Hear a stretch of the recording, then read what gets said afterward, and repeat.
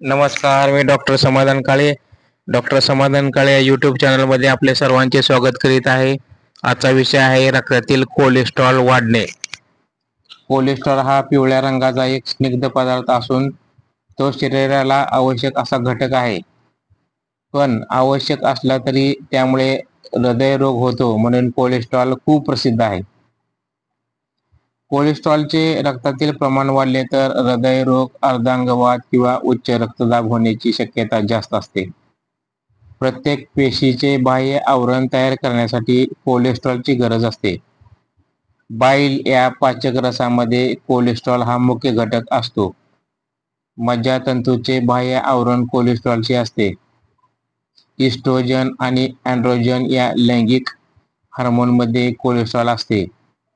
Cholesterol अनेक महत्त्वाची कामे करते. उदाहरणार्थ स्निग्ध पदार्थ वाहून नेणे, प्रतिकारशक्ती वाढवणे, लाल पेशींचे संरक्षण करणे, तसेच स्नायूंच्या आवरणाचे संरक्षण करणे इत्यादी.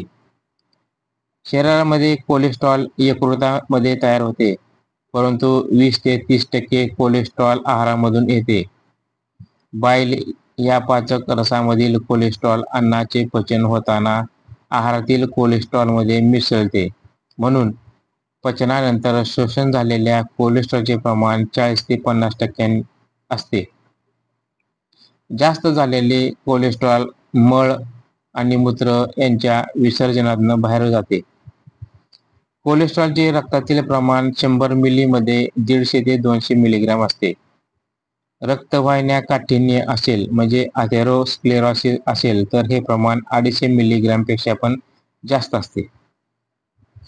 रक्तामध्ये कोलेस्ट्रॉल नेहमी लिपिड या लायपोप्रोटीन सोबत असते. ही लायपोप्रोटीन 2 प्रकारचे असतात. एक कमी घनतेची त्याला लो डेन्सिटी आणि जास्त घनतेची त्याला हाय डेन्सिटी असे म्हणतात. कमी घनता असलेले लायपोप्रोटीन रक्तवाहिन्यामध्ये साठते, म्हणून ते धोकादायक असते. एकूण कोलेस्ट्रॉलमध्ये कमी घनतेच्या लायपोप्रथिनांचे म्हणजे लायपोप्रोटीनचे प्रमाण जास्त असेल तर हृदयरोग होण्याची शक्यता जास्त असते. याउलट जास्त घनतेची लायपोप्रोटीन घातक असलेले कमी घनतेचे लायपोप्रोटीन रक्ताबाहेर काढण्याचे काम करीत असते, म्हणून ते हृदयरोग टाळण्याचे काम करते.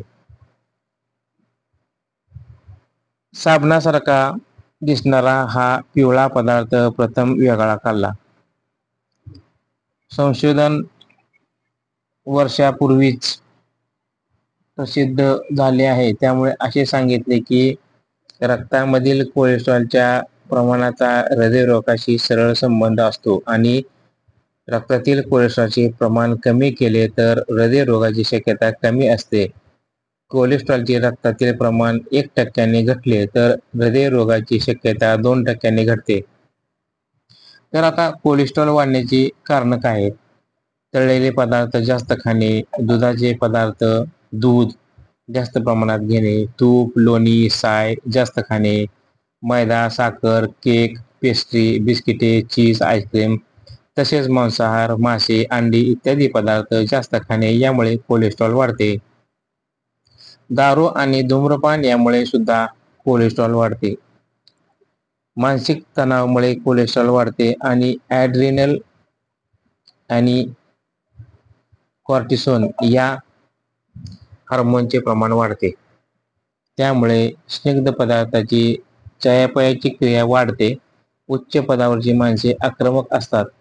त्यांच्या ॲड्रिनल ग्रंथी जास्त प्रमाणात हार्मोन्स तयार करतात. त्यामुळे अशा माणसामध्ये हृदयरोग होण्याची शक्यता सामान्य माणसापेक्षा 6 ते 8 पटीने जास्त असते. तर याच्यावर उपचार काय करायचा? रक्तामधील कमी घनतेची लायपोप्रोटीन कमी करणे आणि जास्त घनतेची लायपोप्रोटीन वाढवणे हा हृदयरोग शक्यता कमी करण्याचा एकमेव उपाय आहे. आहार आणि आचार योग्य ठेवल्याने हे साधता येते. आहार अत्यंत महत्त्वाचा आहे, ज्यामध्ये कोलेस्ट्रॉल आणि न विरघळणारी म्हणजे संतृप्त स्निग्ध पदार्थ आहेत असे पदार्थ आहारातून कमी करावे. अंडी, मांसाहार, चीज, लोणी, बेकॉन, गोमांस व साईसह दूध अशा प्राणीजन्य कोणताही पदार्थ खाऊ नये. खोबरेल तेल आणि पाम तेल खाऊ नये. कारण यामध्ये संतृप्त स्निग्ध पदार्थ असतात. मका, सूर्यफूल, सोयाबीन, तिळाचे तेल ही खाल्ल्याने कमी घनतेचे लायपोप्रोटीन कमी होतात. कारण यामध्ये बहु असंतृप्त म्हणजे पॉली अनसॅच्युरेटेड फॅटी ॲसिड्स असतात.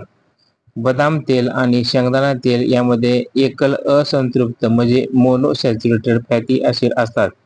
त्याचा कमी घनतेच्या लायपोप्रोटीनवर काही परिणाम होत नाही. पुरुषांनी 300 मिलीग्रॅम आणि स्त्रियांनी 275 मिलीग्रॅम कोलेस्ट्रॉल खावे असे अमेरिकेच्या हृदयरोग संस्थेने सुचवलेले आहे. आहारामध्ये 30% पेक्षा जास्त स्निग्ध पदार्थ असू नये. संतृप्त स्निग्ध पदार्थ 1/3 पेक्षा जास्त असू नये. ज्याचे आधीच कोलेस्ट्रॉल वाढलेले आहे त्यांनी यापेक्षा कमी खावे असे सुचवलेले आहे. आहारामध्ये तंतुमय पदार्थ जास्त असतील तर कोलेस्ट्रॉल आणि कमी घनतेची कोलेस्ट्रॉल कमी होते. गव्हाचा भरडा, कोंड्यासकट पिठाचे पदार्थ, बार्ली, बटाटे, गाजर, बीट, सलगम व आंबा, पेरू, पालेभाज्या, कोबी, भेंडी, लेटूस, सेलरी यामध्ये तंतुमय पदार्थ जास्त असतात. कमी घनतेचे कोलेस्ट्रॉल कमी करण्यासाठी ओटचा भरडा सर्वात उत्तम आहे. लेसिथिन हा सुद्धा फॉस्फोलिपिड युक्त स्निग्ध पदार्थ आहे, पण तो कोलेस्ट्रॉलचे प्रमाण कमी करतो. लेसिथिनमुळे कोलेस्ट्रॉलचे सूक्ष्म तुकडे होतात. आहारात लेसिथिनचे प्रमाण पुरेसे असेल तर रक्तवाहिन्यांमध्ये कोलेस्ट्रॉल साठत नाही. लेसिथिनमुळे बाइल या पाचक रसाचे प्रमाण वाढते. यामुळे पर्यायाने रक्तामधील कोलेस्ट्रॉल कमी होते. अंड्यातील पिवळा बलक, वनस्पतीजन्य तेल, कोंड्यासकट धान्य, सोयाबीन, धारोष्ण दूध यामध्ये लेसिथिन भरपूर प्रमाणामध्ये असते.